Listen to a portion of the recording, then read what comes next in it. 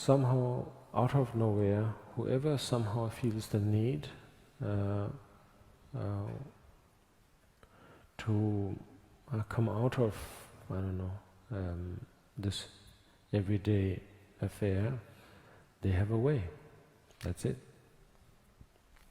So, all in all, there are these two things.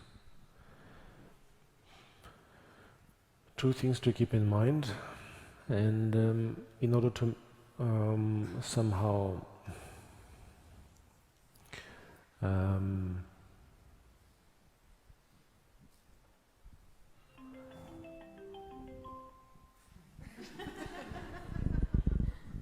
right,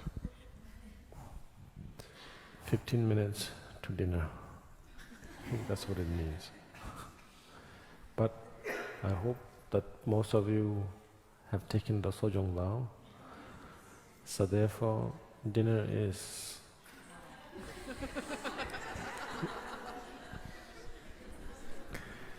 invalid. Yes,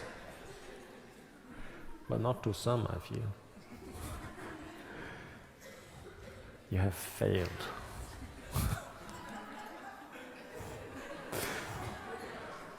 You have forsaken enlightenment.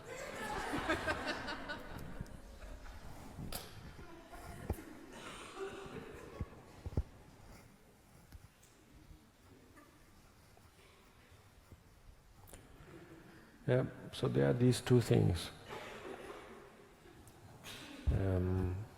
And that's it.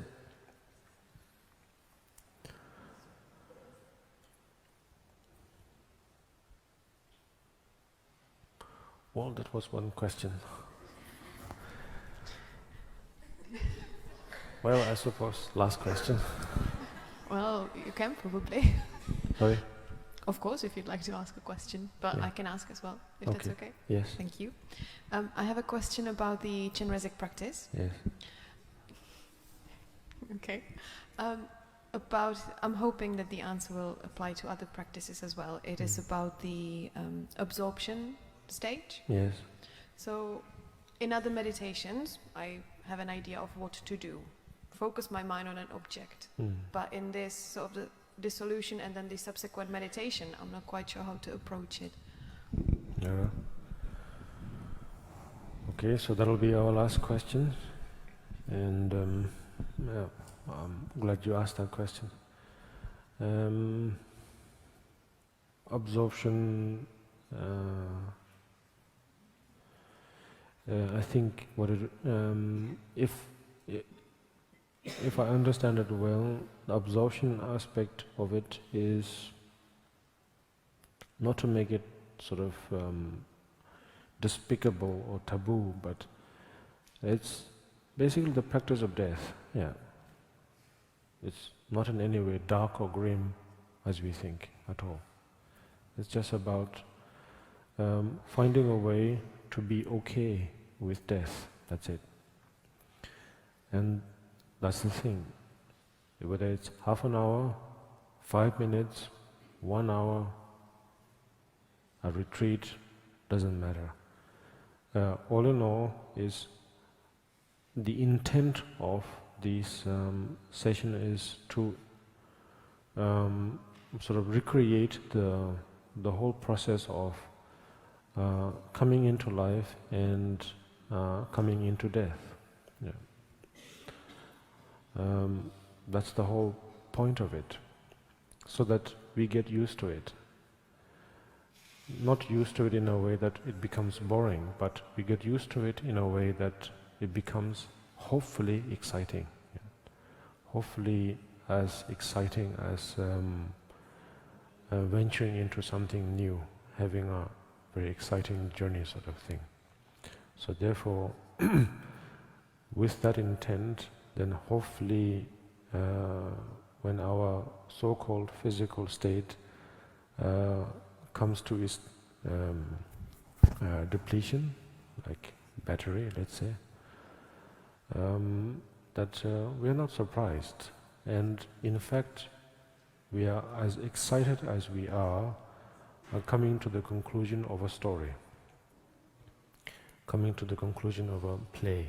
where we finally recognize what was the story all about, sort of thing. So that's the whole idea of the absorption aspect of the practice.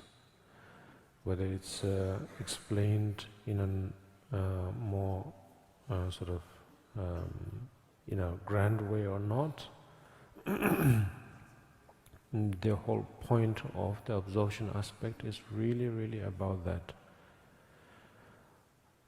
But it's very hopeful and wishful because there are many religious aspects to it. Doesn't matter whether they are Buddhist or not Buddhist. They are so ritualistic that at some point it becomes similar with all the other rituals that exist. And so therefore we fail to somehow find meanings in what these practices are trying to offer. So that's the thing. So yeah, I'm glad you asked that question because it's not to say absorption or the generating aspect is better than the other. They are both equally important.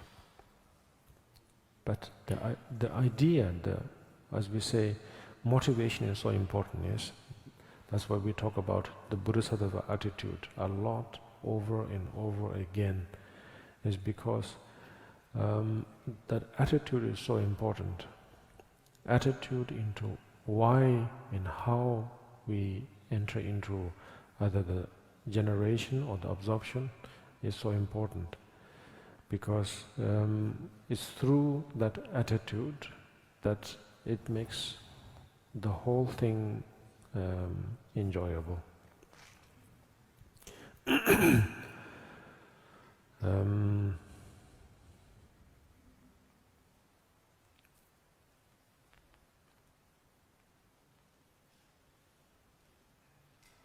Yeah, that's it.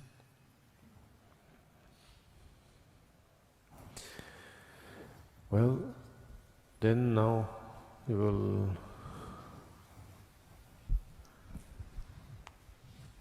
perform the miracle.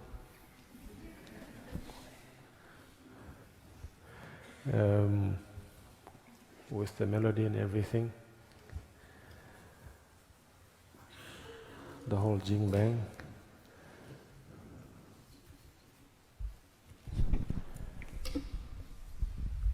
You yourselves individually or collectively, if you wish to use various object or target in terms of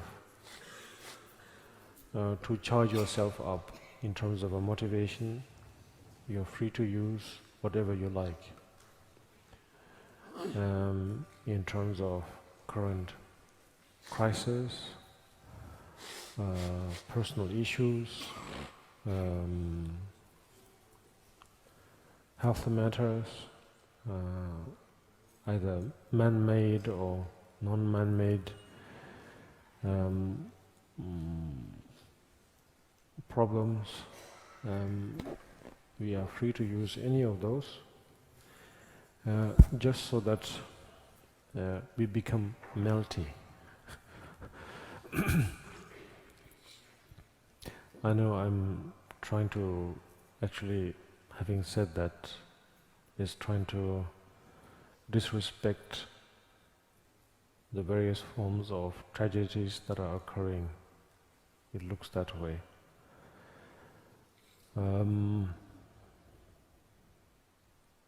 But I've said it in the past probably a few times.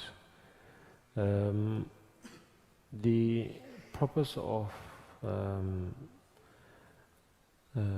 calling sentient beings as our mothers is, of course, a very traditional and a classical way to somehow melt that sort of crystalled aspect of ourselves, because we are so rigid and so stiff and so cold in a way. And so therefore we need something to melt us, And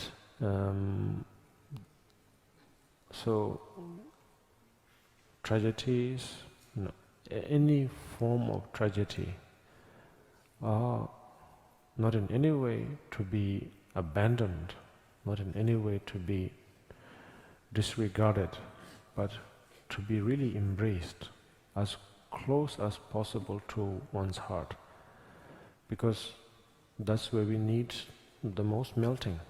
Yeah. The rest, we don't really need it to be melted, but it's the heart that is sort of somehow frozen for most of the time.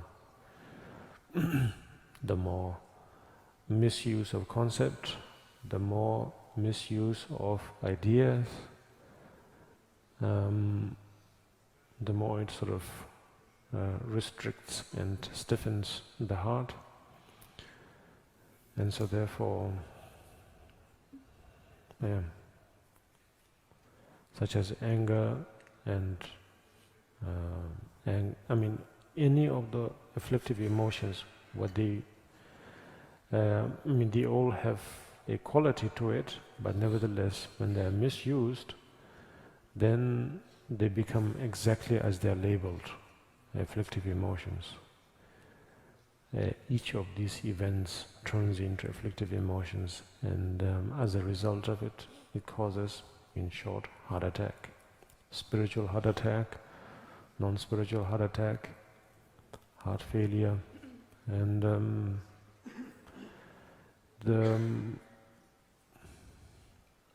the Bodhisattva attitude is really to embrace any form of tragedy, to embrace it as close as possible towards that heart, that frozen state, and hopefully it will melt it and become one.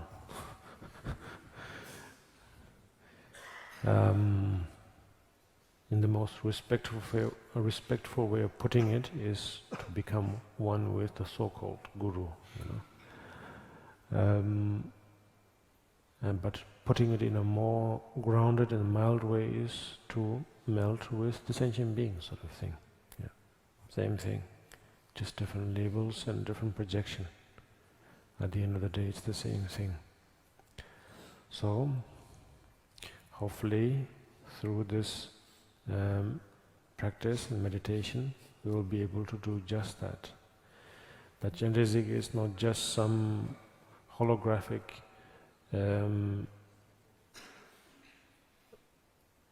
object that is supposed to sort of mystify us and hallucinate us and be in a sort of a trance. But hopefully, through doing this very peculiar and strange and illogical thing, that it has the ability to help us surprise ourselves. It's like whenever we witness or experience any form of tragedy, immediately it's strange, yes?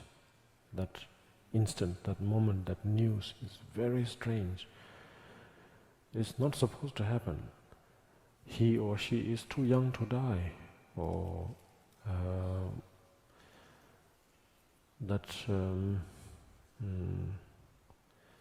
illness is not supposed to take place because that someone was too healthy or was so fit, or that index finger was not supposed to be chopped off.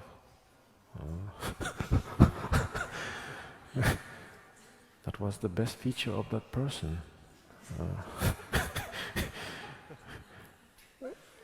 And then you're there sort of flabbergasted.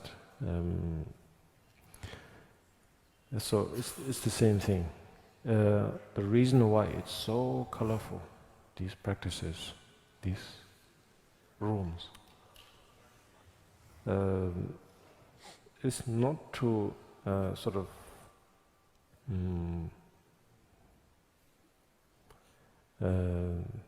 not really to sort of put on the flashlights to somehow distract like deers on the road, But it's really to make us wonder, make us think. Because it's possible that when we die, actually, that these are the colors we see. And so therefore, it's sort of a very wishful thing to do, to do these ahead. It's very kind. To introduce death way before it happens. That is death,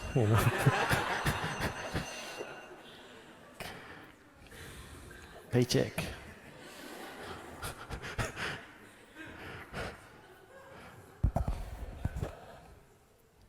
Anyway, so that's the whole point, and have a good one.